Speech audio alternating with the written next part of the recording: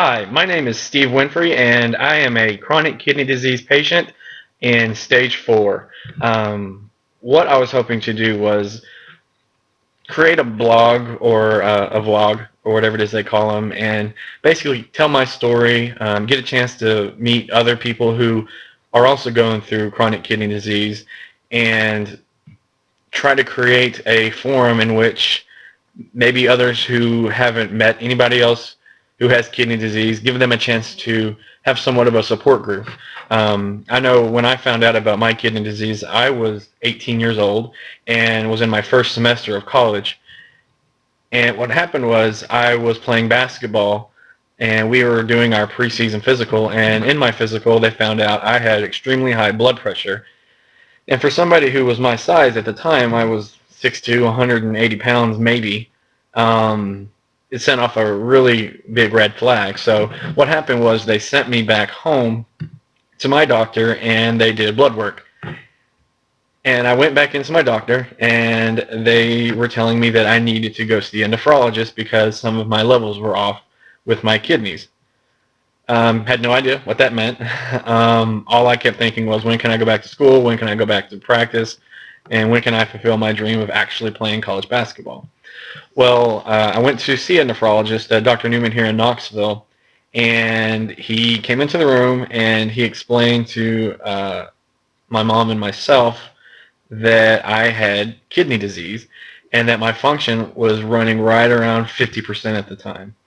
I really didn't know how to take that because I didn't fully understand what he was saying or what he meant by that. Again, all I cared about was, when can I get back to school? When can I get back to basketball? I ended up having to redshirt my freshman year, which really bummed me out, which kind of started the whole decline in my, not just my attitude, but also personality, and I wasn't a very happy person.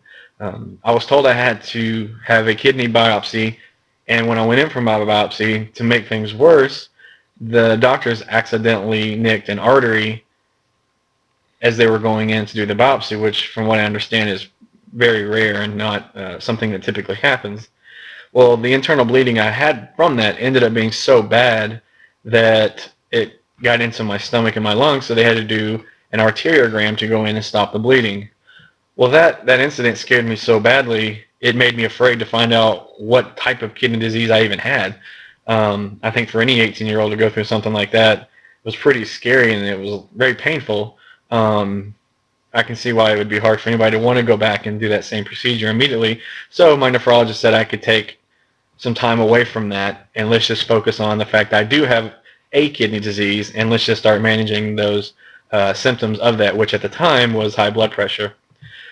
For a long time, and when I say a long time, I'm really talking 2-3 years, really didn't have any symptoms, really didn't notice, because as most people may know, or may not, kidney disease is a very asymptomatic disease, meaning you typically don't experience many symptoms until it gets further progressed and you get into that stage 4, stage 5 area. Well, at the time I had 50% function, so I was basically in a stage 2. So wasn't really feeling any symptoms until a couple years later, when I started getting what I thought was infections in my toe. Well, it turns out, looking back, that was actually gout.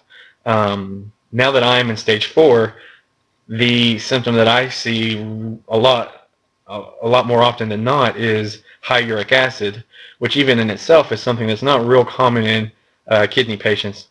And what that does is, I get gout attacks all the time. I get them in my feet, my hands, my elbow. I get them in my knees, my ankles, and it's just about every day, it feels like. So it's gotten so bad that the doctors have tried everything. We've tried colchicine, doesn't really work. I've tried Uloric. It works sometimes. Sometimes when I'm in the middle of an attack, I'll take my Uloric, and sometimes that'll work. We've tried steroids. Doesn't really work well, because I've also developed adult onset type 1 diabetes. So when you take the steroid, it causes your sugar to go way up, which is an issue for me, and why the steroids aren't ideal for somebody like myself. Allopurinol is another medicine that they've tried putting me on, but I've had an allergic reaction to it twice now. So I can no longer take that. So we're getting to the point where they're thinking dialysis may be the only option I've got left to clear out that high uric acid out of my blood, because if not, what's going to happen is I'm going to keep developing degenerative disease, which I have now in my feet because the acid has eroded so much bone away in some of my toe joints that I'm going to start losing my toes.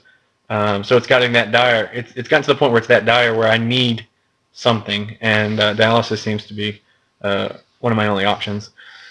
So that being said, I would love to talk to anybody else who is going through this. I'm only 29 years old, so fairly young to be going through something like this. But anybody that has any experience with dialysis, their own kidney disease stories, I would love to talk with you, get a chance to tell you some more of my story. I'd love to hear your story, because it's not a misery loves company. It's a people who are going through a misery tend to look for that hope or that inspiration, and a lot of times that inspiration comes from other people going through the same thing because they can help each other, lift each other up.